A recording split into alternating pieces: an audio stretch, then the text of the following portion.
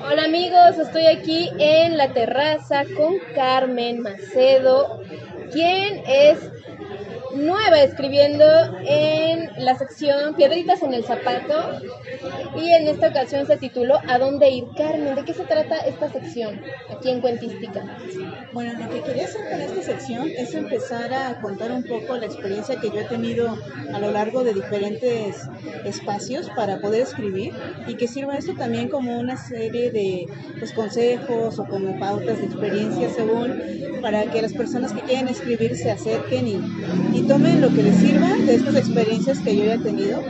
Y entonces quiero llevar un orden muy claro sobre primero tener la idea de escribir y lo primero que se me ocurrió fue, bueno, pues, ¿en quién te vas a apoyar? ¿Dónde vas a ir? Y así salió esta primera. Es decir, escribir, ¿podrías decir tú que escribir se convierte en algún punto en un acto social porque hay un punto de la escritura en donde estás tú con tu texto, con tu pluma, tú y nada más, pero ¿qué pasa cuando por primera vez lo sometes a la crítica? Sí, la verdad es que creo que es un paso fundamental el saber que uno escribe y de repente ya quieres llevarlo a ver qué reacción puede provocar en los demás.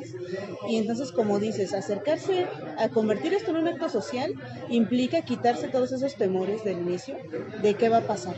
Y creo que uno de los puntos que me parece muy importante es hacer a un lado quiénes somos nosotros como personas y quiénes vamos a ser como escritores. Y entonces cuando ya tengamos muy en claro esto, creo que el proceso que va a venir va a ser más ameno.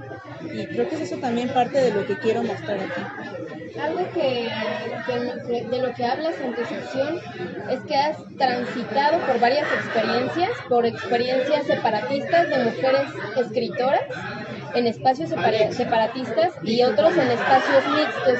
Y has encontrado en estos dos espacios diferencias, no sabría llamarlos sustanciales o si han sido sustanciales para ti, pero ¿qué ha significado estas perspectivas, adentrarte en estos círculos literarios, tanto separatistas como mixtas? ¿Qué ha implicado para ti? ¿Qué experiencia te deja? ¿Qué podrías compartir con las personas? Pues me han ayudado mucho para saber qué necesidades son las que yo tenía como escritora, porque creo que cuando empiezas, lo más común es estar en un lugar mixto y allí de repente no sabes qué cosas son críticas, qué cosas son ataques, qué cosas es paja también, porque a veces empieza todo a ser una lucha de egos. Lo que pasa mucho en los talleres es que todo el mundo quiere quedar bien y quiere ser el que tenga el mejor cuento y no necesariamente eso es un galardón que alguien te puede dar desde el principio. Entonces, creo que también depende mucho de la sensibilidad de las personas, de saber qué es lo que están buscando y de repente por eso he estado yo participando en diferentes espacios porque quiero ver qué es lo que todos ellos tienen para ofrecerme y encuentro muchas cosas sí diferentes. La verdad es que sí hay más apoyo en los grupos de mujeres, por ejemplo. Creo que ahí se permite mucho jugar con la imaginación, poner sobre la mesa qué es una estructura canónica, qué es lo que nos han vendido siempre como literatura, y de repente llevo a espacios mixtos y ahí te dan otras pautas que yo no estaba pensando y te ayudan también con algunos consejos bastante aterrizados y de repente encuentras el equilibrio en ambos espacios. Eso en el mejor de los casos, porque en el peor pues llegas a un lado donde te quieren hacer sentir menos y a otro lado donde te endiosan. Entonces está siempre esa disyuntiva. Exactamente. Bueno, pero tú dices aquí, llego a un espacio donde me endiosan, donde todo es bueno, donde mi texto es lo máximo. Para poder escuchar la crítica del otro de una forma autocrítica, más mesurada, necesitas haber tenido un camino largo. Hasta luego.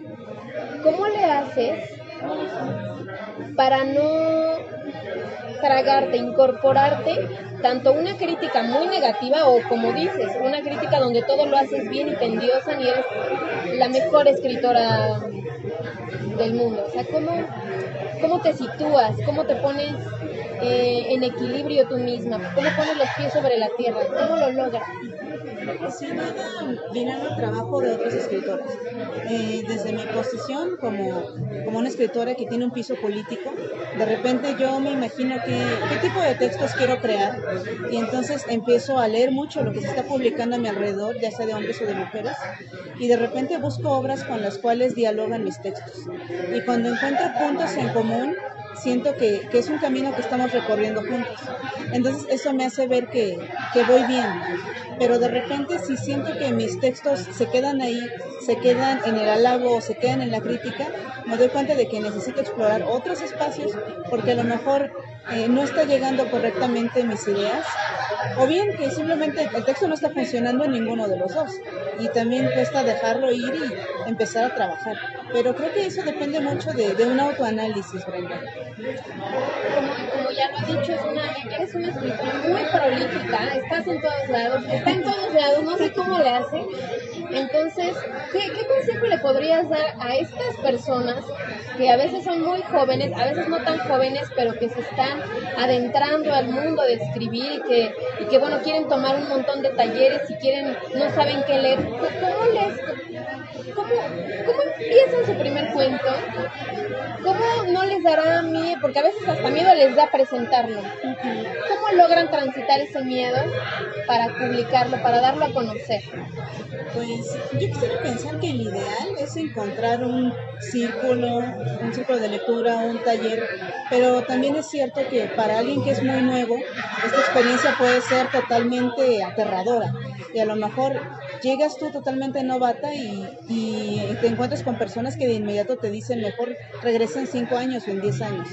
También pienso que un punto muy interesante para medir qué también estamos escribiendo son las convocatorias.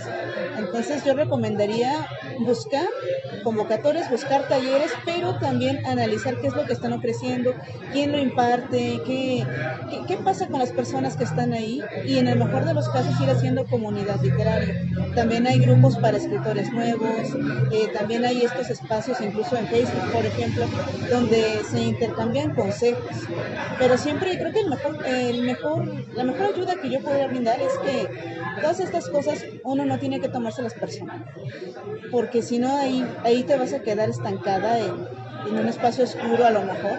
Creo que hay un tiempo para asimilar incluso las malas críticas y también las buenas, dejarlas procesar y continuar.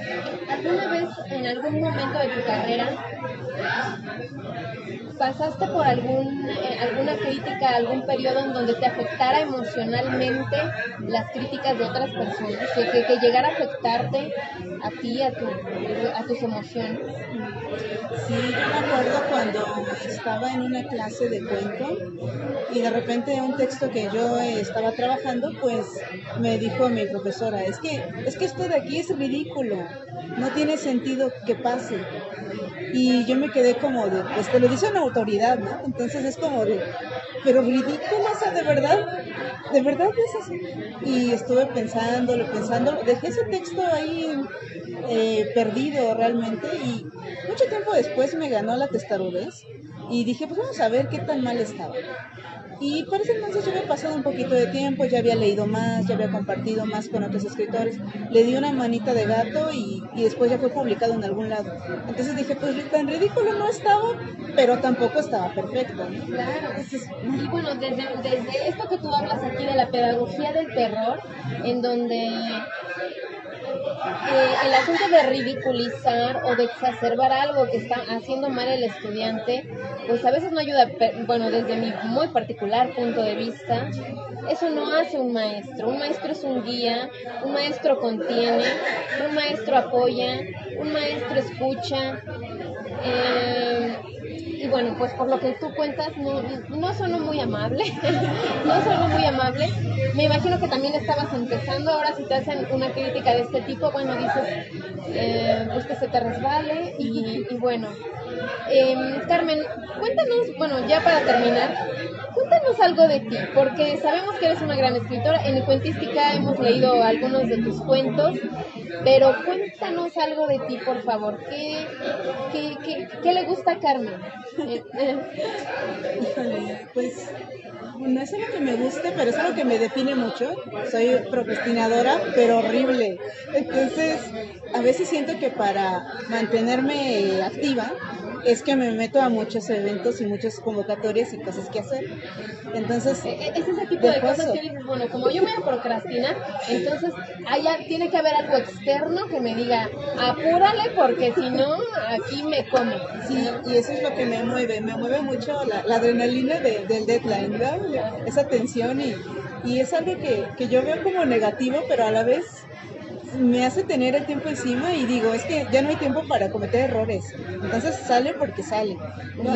Y eso es lo que me define mucho, la verdad. Ok, bueno, pues fíjate que es muy interesante. Yo, bueno, tú sueles trabajar bien bajo presión, eso es algo. Bueno, pues miren, yo procrastino y ahí me quedo, procrastinando.